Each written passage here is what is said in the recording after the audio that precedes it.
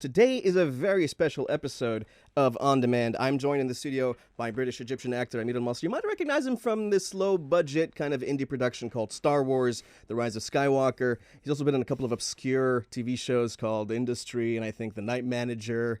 And his most recent film, Limbo, is doing the rounds in film festivals around the world currently. And Amir, thank you so much for joining us today. Thank you for having me, my man. That little indie, I love that. Yeah, that little indie production from a small company called Disney or something. Yeah, I don't know. something like that. Yeah. I've heard of them before. I'm not too sure. And I'm going to start with the big important questions here. Pineapple on pizza. What's your take on it? Ooh, do you know what? I'm not a fan. Do you know what? I'm a very kind of traditionalist when it comes to Italian foods. Mm-hmm. You know, I like just cheese and tomato. Let's not get too complicated. Cheese, tomato, mushrooms, basil. You know, basil. Exactly. That's it. Yeah.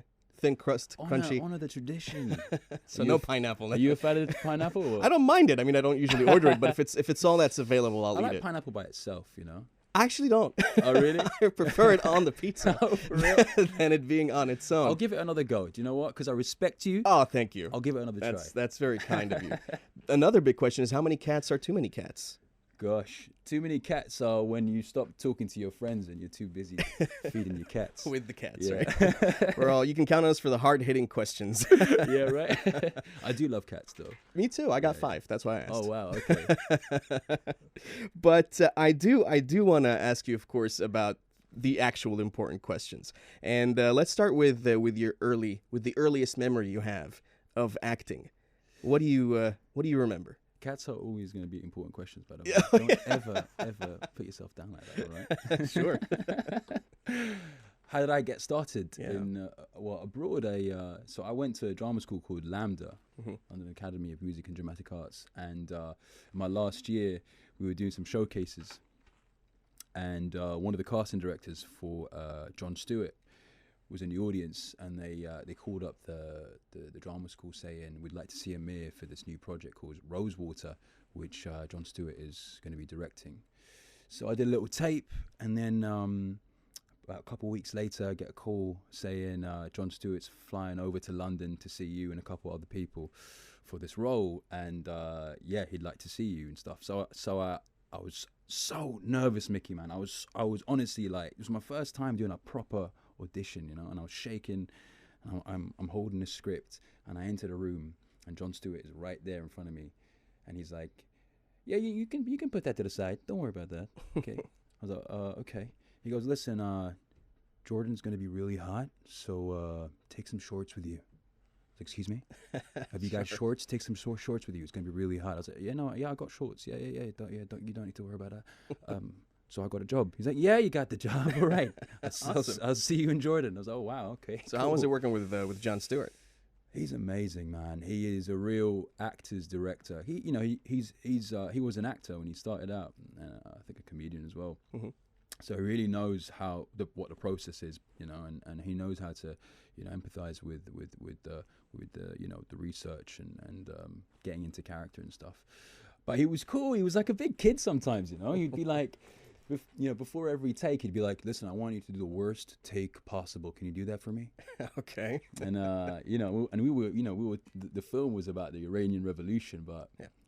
On the set, it didn't feel like that. It felt like we were doing like Big Daddy 2 or something. What do you? I think you would expect that from Jon Stewart. Yeah, exactly. But testament to the guy, man. He knows how to.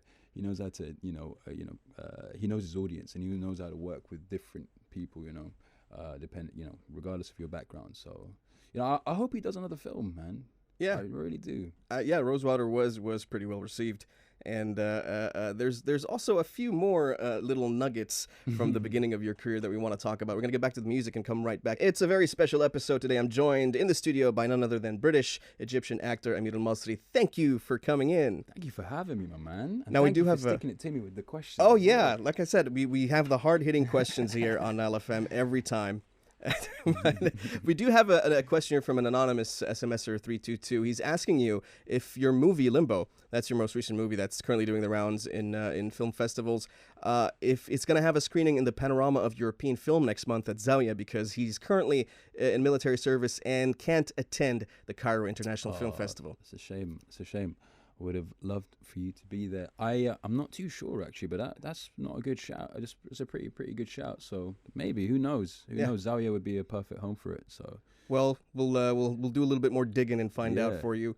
And I'm pretty sure there will be other chances to see it. If you don't catch it at the Cairo International Film Festival. It'll be on the 9th, the Grand Hall in the Opera House, and then on the 10th in Odeon in Zamalek. All right. Well, let's dial back a little bit to your first chance encounter with the great and late actor Omar Sharif. Yeah, that was a turning point, I would say, in your acting career. Definitely. He's someone that I always looked up to, and still do. To see him, break into Hollywood, when there was no one that looked like us, there, and to play leading men, he spoke 7 languages, so probably it was a no-brainer to have him there. But yeah, I mean, he's partly the reason why I got into this. Why I wanted to be an actor, why I wanted to kind of put the mask on. I was very lucky to meet him in Paris and sit down with him for 2 hours, and he took me like his own, like I was his grandson. He was really generous with his time, and we sat down and spoke about the art and Shakespeare. And it was funny because the first Shakespearean play I did was Hamlet, and he told me that we played the same role in Hamlet as well, Laertes. So we kind of bonded in that way. And yeah, I mean, I was just so lucky to meet him. And he said, look, if you wanna get started, if you wanna break into Hollywood, you have to start in your own country. You have to be in the place where people will support you, and there's no other place like Egypt. So yeah, he didn't want to go to his premiere, and so he's like, you should go. And I went, and I was sat next to the writer of the film, Yusuf Mahati, and yeah, I just got talking to him, and he was like, listen, I like your accent. I think this would really work in one of the roles for Ramzi in this film called Ramadan Mabruk Abran Hamouda. Would you like to do like a little test with Mohammed Hanidi? So I was like, what? No way. Yeah. Flew over, did a little test, and then they were like, okay, cool. I got called in to meet the director, Wael Hassan, and he was like, listen, we're not really going to use a script. You're just going to improvise with Mohammed Hanidi, and we're just going to go with the flow, because I think it's going to just be much better that way. And yeah, that the rest was kind of... I say it went pretty well. Everybody loves that movie. Yeah, I'm super proud of it. Even to this day, I'm super, super proud of it. And cool. It's given me the experience in front of camera as well. So yeah. Well, if you guys have any questions for Amir, he's with us all the way until 1 p.m. Get in touch, SMS 1042, tweet at NileFM. Give us a Facebook comment on our Facebook page. If you have any questions, let us know. Hello, good morning, and good morning to you guys. Thanks for tuning in. It's a very special episode of On Demand. I'm joined in the studio by British-Egyptian actor Amir EL Masry. How you doing? I'm good, my man. I'm so happy to be here, man. I am so glad that you managed to make it in. We do have a couple of questions from listeners. We thought I'd field a couple of them.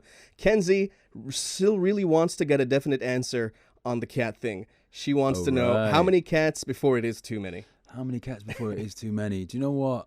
I'm going to say 6 because you got 5. Okay, so yeah, at 6, that's when you start to worry about it. Malek is also asking if you plan on joining any Ramadan series. Do you know what? I was about to for this year, this season, but unfortunately, I'm doing a film next year and a play.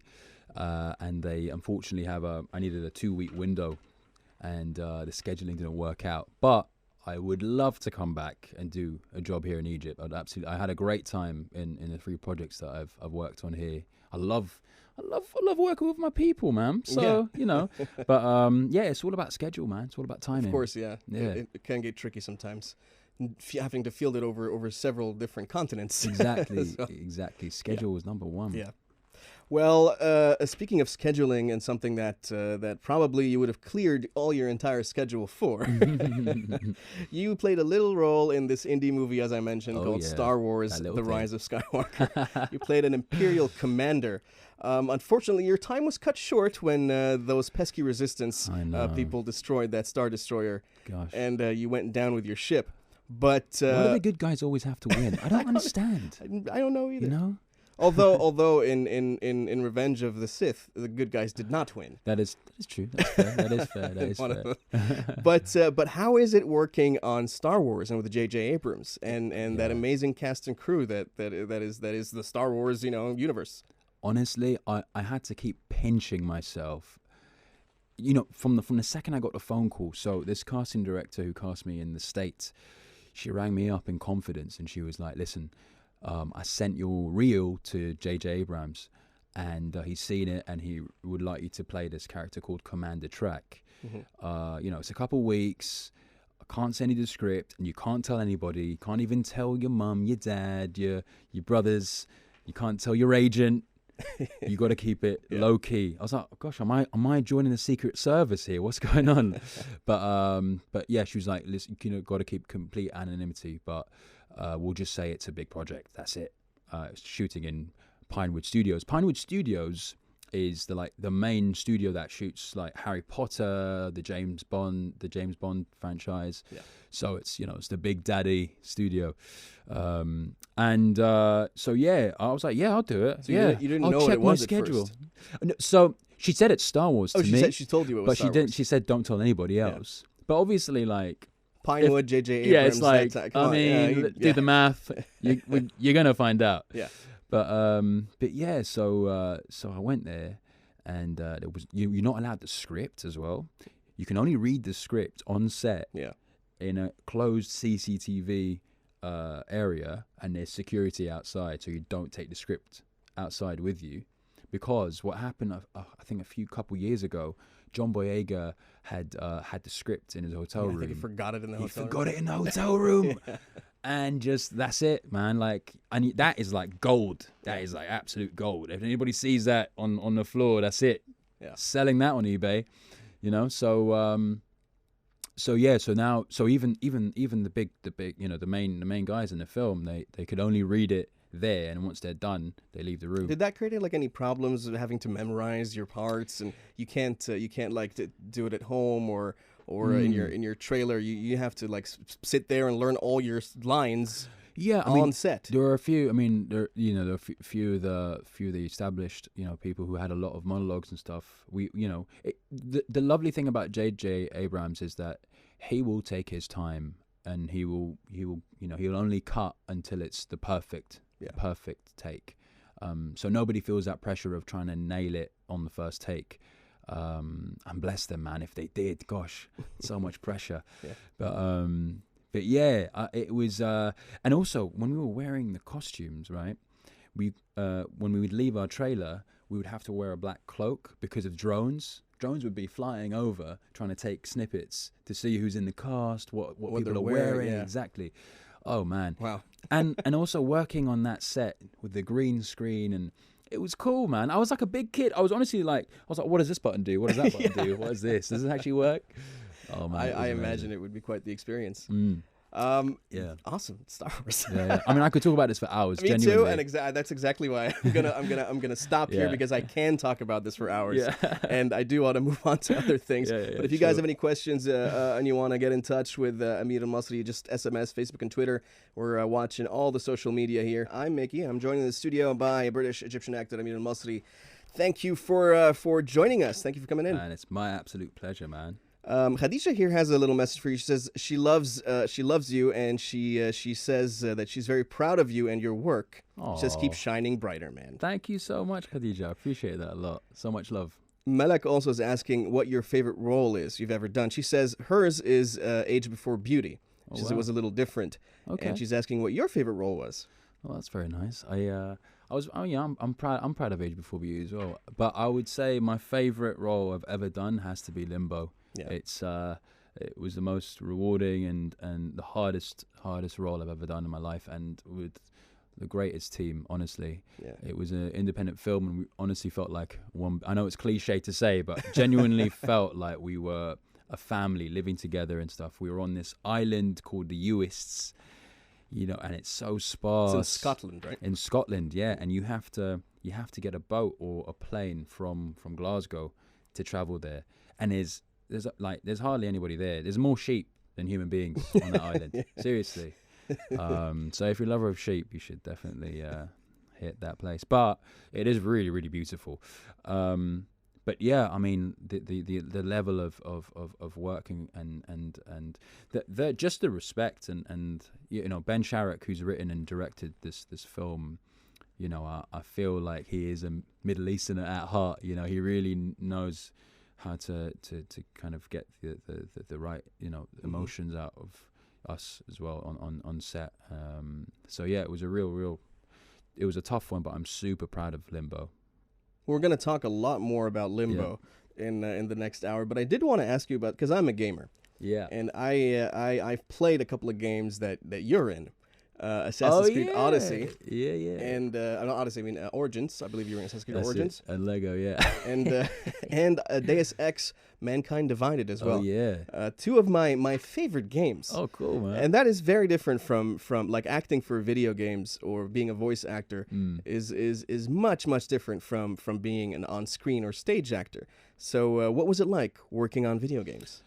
That was it was very alien to me when I did Assassin's Creed, and also when I was doing it, we had to sign like NDAs, and I didn't actually know what I was auditioning for when I got the parts in Assassin's Creed. But it's cool. So what they do is they put a camera on your face and they dot it up, and they'll get your like intonations and your facial expressions on the characters, which was pretty awesome. I hated seeing myself on that camera because it zooms in right into your nose. You look like something out of Ice Age. Were those bodysuits with the dots on them? Oh, so for the most part, yes.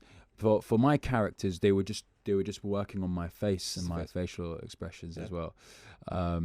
So yeah, I mean, it was pretty cool. A lot of days in the booth and a lot of days in the studio for sure. Yeah. But I love that physicality because with video games, you kind of have to overdo your expressions and overact it in a way for it to come across kind of believable. Actually, which would you say is more difficult? I would say because my level of experience in video gaming is less so. I'd say that probably is harder for me. But because you're kind of going level 10 in your acting kind of thing rather than just being very natural. Yeah. So yeah. Well, that's pretty cool. I had to get that out of the way. Yeah. Because being a gamer myself and playing those two games, I just had to field that question. Yeah, but if you guys have any questions for Amir, we still got a lot to talk about, especially his most recent movie, Limbo. If you got any questions about Limbo or anything else, do get in touch. SMS 1042, tweet at NileFM, or leave us a Facebook comment. And I'm joined in the studio by British-Egyptian actor Amir EL Masry. Yo. How you doing? I'm good, my man. Happy to be here with you, my man. Happy that you're here. Nicole wants to ask you a question as well. This one's a bit more open-ended. She's asking, what is your wildest dream and your favorite place for vacation? Do you know what? I'm glad you asked that because I love traveling. I love traveling. I love going around the world and stuff, but my wildest dream would be to actually, do you know what? I've never been bungee jumping. You've never been I've never been bungee jumping or skydiving. So I think that's one to get jumping off of tall things. Yeah, yes. I tend to get a bit of vertigo. I'm not gonna lie. When I was in Jordan and I went to Petra, there was this little kid. He was like 10, and he was amazing. He was like, I'll show you the best view. And we went down the like off the beaten path track, like not the legal route kind of thing. And we started climbing this mountain. And he was like, "You want to look down? You want to look?" And I was like, "Yeah, sure." And I suddenly just like shook up. But it was once I got over myself, it was honestly so stunning. I guess I bet the view was pretty cool. Oh man, it was unreal, and especially at night, the stars, man. Like, gosh, they were in full view, as if you can like touch them. It was incredible. Desert stars are also desert skies in general. That's where the best photographs are taken. Yeah, definitely. You mentioned you haven't been to Dahab, actually. No, I haven't. So I haven't. Maybe this should be your next vacation destination. You're absolutely right. I need to see more of Egypt. You know, when I tend to come and stay here and live here, I tend to stay in one or two places in Cairo and stuff. So yeah, Dahab's definitely on my list. I'm here for a bit of time, so maybe we'll to hook it up, man. Malek was asking if you're enjoying your stay. Absolutely loving it, man. Every time I'm here, I don't ever want to go back. So hopefully this one's going to be a bit of a long stay. Well, here's hoping. We're going to be talking more about your recent film Limbo. That's pretty much the reason we're here today. If you guys got any questions about Limbo, get in touch on SMS, Facebook, or Twitter. That's Roses and Saint John going out to Mariam, who got in touch on Facebook. You can. I don't know. Is that thing working? It's working. Yeah. There's our little studio camera that you can check. Also, this whole thing is being recorded. You're going to be able to watch the video later on. Awesome. During the week when they finish editing it. Nice. So you'll be able to see all the visuals that go along with the voices, without all the music. Minus all the music. I'm joined in the studio by a British Egyptian actor, Amir El Masry, who's been in a lot of amazing things. The Night Manager, Jack Ryan, Star Wars, Age Before Beauty, off the top of my head, Rosewater, Jon Stewart's production, and most recently, this film called Limbo, where you play Omar, who is a Syrian refugee. That's right. Who plays the oud, apparently. He does. And you don't play the oud. I don't play the oud. So you had to learn. Yes, I had to learn. And we all know that oud takes about 7 years to master. It takes a long time. I had about 2 months. But honestly, credit firstly to Ban Sharak, the director, writer, and Aruna Gurtabay as well, the producer. They gifted me this oud to practice on from the start. And then I worked with this musician called Khiyam Allami. He's an Iraqi musician. And he'd come over to mine, and we'd practice every single day. And then after I'd come home from set as well, I'd be on Skype with him, working on it. And I know, and Ben told me that there's this one shot we can't escape from, and you're gonna have to be very believable in that shot. We're not gonna do any cuts, and you really need to really learn those notes at least. Mm-hmm. But I learned a lot from Khiyam and Atab as well, who was there on set sometimes to help out. How to hold it. It's very different to a guitar, you have to look straight onwards, and your posture as well plays an important part. But yeah, without them, I don't think I would have pulled it off. It's always very interesting because there's a lot of movies that you'd watch where the main character has to play an instrument, and you're never really sure, did they learn how to play that, right, or did they already know how to play it? Are they using like hand doubles maybe in some scenes? But I do know that you had to actually learn to play the instrument. Yeah. And that's an accomplishment. Yeah. I mean, it was hard. It was very hard, and I can't say I could have bust out a tune straight after that. But definitely learn how the techniques behind it. And are you going to continue practicing, or put it down for now? I still have the oud with me, so when the time is right. You know what? It was a perfect lockdown way to get back on it. So yeah, hopefully when we can all meet each other properly in the UK, you'd be able to oud around the bonfire. Yeah. Oh my gosh, that'd be amazing, right? In Dahab. In Dahab. Yes, exactly. Exactly. That would be, that's the perfect scene right there. Mountain, sunset, oud, bonfire, exactly. Dahab. What more do you need? Yeah. If you guys have any questions, we'll be talking more about Limbo throughout the rest of the show. Get in touch on SMS, Facebook, and Twitter. I have a couple of questions here that I will field, but first we're going to go back to the music. I'm joined in the studio by Amir El Masry, and we're talking about his most recent movie, Limbo, where you play Omar, a Syrian refugee. And it's a different kind of more lighthearted take on the light. It's more of a micro, not a macro kind of shot of what being a refugee is like. It's more of a micro shot, and the very specific relationships that you have with the other refugees. Yes. There, it's not trying to make a statement generally. I believe. I think the movie is more trying to make a more personal statement.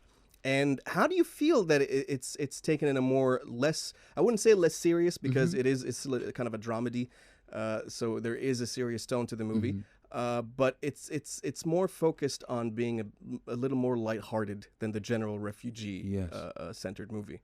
I mean, I love that you've said that, because I was initially, when I got the blurb, I was initially tentative to do a film that tackles this subject, because more often than not, they have a white savior character who shows a refugee a better place and stuff. But what Ben Sharrock has beautifully done with the script is he puts Omar in the forefront and the absolute focus, and he's made that decision himself.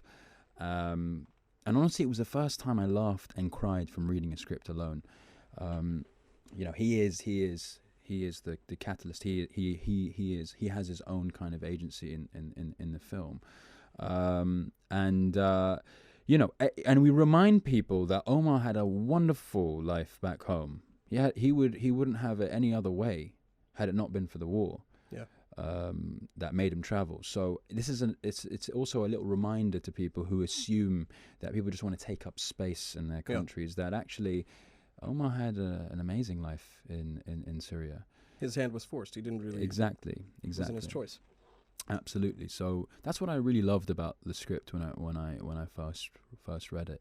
And so I had to fight tooth and nail to get that part. But some people would be actually a little wary as well, because Ben is Scottish, I believe. Yes. So what is a Scottish person doing writing a movie about Syrian refugees? And I think, but he did actually live in Syria. Yes, he did. For a while, and he studied there as well. He did, absolutely. So he does have a little bit of background when it comes to at least the relationships that he's formed while he was there. But did he consult any of the people? Like, was there more of a working relationship between the actors and him when it came to either details or generalities about the movie? Did he use anybody else's experiences as well to inform his own? Oh, absolutely. Absolutely. I mean, let me tell you something about Ben. Ben doesn't do half measures. You know, he took years to write this script, and he consulted a lot of his friends in Syria who had, made similar routes or had similar experiences. Omar is an amalgamation of those people that he met. He is like a Middle Eastern brother. Genuinely, like he. I don't think there was anybody more fitting to direct this subject matter. He feels very passionate about the current situation, and he's very cleverly done it in a way that is palatable for an audience that is alien to it. Which I think is very, very important. Quite often, audience members who don't really know that world feel very withdrawn from it. But he's made it in a way that Arabs as well, we like to. We laugh at our problems sometimes, and he's managed to do that really well in the film. And I think if you do that, you use comedy as a way to get the point across. It's way more effective sometimes. It is. But it is also a very fine line to absolutely to walk, because it could get into it could. I still haven't seen the movie, so I can't judge myself. But from the reviews I've read and people who have watched the movie, critics and audience alike, they mostly agree that he's managed to really hit that fine line, that balance between it is a comedy, but it's at the same time it's not in any way reductive or making light of the situation. No, I mean, certainly, like, even just like I said, there are many points where I cried just even from reading it, and on set actually, knowing that this is a reality for a lot of people. He's really managed to find that balance for sure. Great. Well, we do have a lot of questions that just came in, so maybe we'll take up the rest of our time answering some of these fan mail. Let's call it fan mail.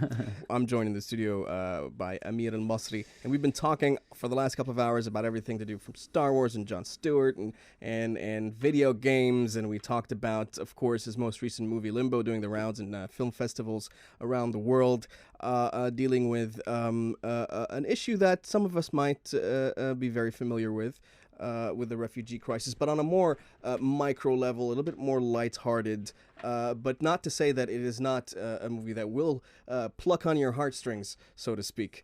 Speaking of strings, you play out in the movie as well. Yeah. But we do have a bunch of questions here that I do want to go over before we run out of time. So a lot of your fans got in touch on Facebook here on our post asking a few questions. Some of them general, some of them specific. Ahmed Kamal is asking what your favorite movie is, for example.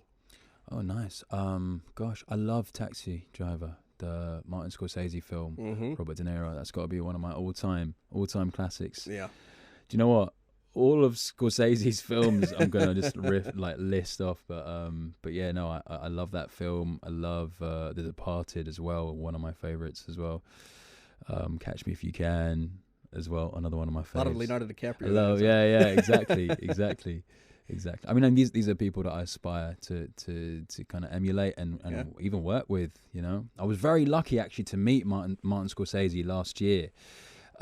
He was doing this David Lean talk at BAFTA, Mm-hmm. and he gave a talk for about 2 hours. I was before I was part of BAFTA Breakthrough. This Something year. we did gloss over. You're on the 2020 list of their breakthrough most promising actors. BAFTA's list, which is a pretty cool thing. Yeah, super cool. Something that I just wouldn't have imagined to have happened, but it happened because of Limbo. But yeah, before that, I was part of this thing called BAFTA Elevate, which is a similar thing. But yeah, we got a chance to meet him, and he was just the loveliest person, and he loves the art. You know, he loves filmmaking. Does not like Marvel though. He doesn't like Marvel. He doesn't. And boy, did he say that a couple of times. He said that a couple of times. But I can understand why. Yeah. Malek is asking, if you were not an actor, what would you do? What would you be? You did study criminology, or you were meant to study criminology. Do you know what? I would have been in either I would have been a director or in forensics. I took a module in forensics whilst I was doing studying criminology, and it was very, very, very eye-opening. Yeah, like CSI stuff. Still, I'm such a big kid. Just Isra, I think we did mention this, but we can quickly go over it again. Isra is asking, what attracted you to begin a career as an actor, and what motivates you? I love real life stories, people with everyday struggles, and something that really reflects society. And what better way to reflect it through your art, and to get the message across through that way is I think is the most powerful. What motivated me initially when I was a kid was Omar Sharif, and also I was pretty shy as a kid, so I had I had taken up theatre.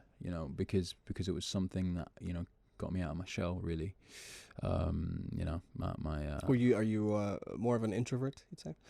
I'd certainly say I'm a fake extrovert. A pretend extrovert. I'm a pretend extrovert. Yeah. You found extroverted friends that kind of adopted you. Yeah, but my close friends know how shy I am in real life. But I tend to put it on when it needs to be done.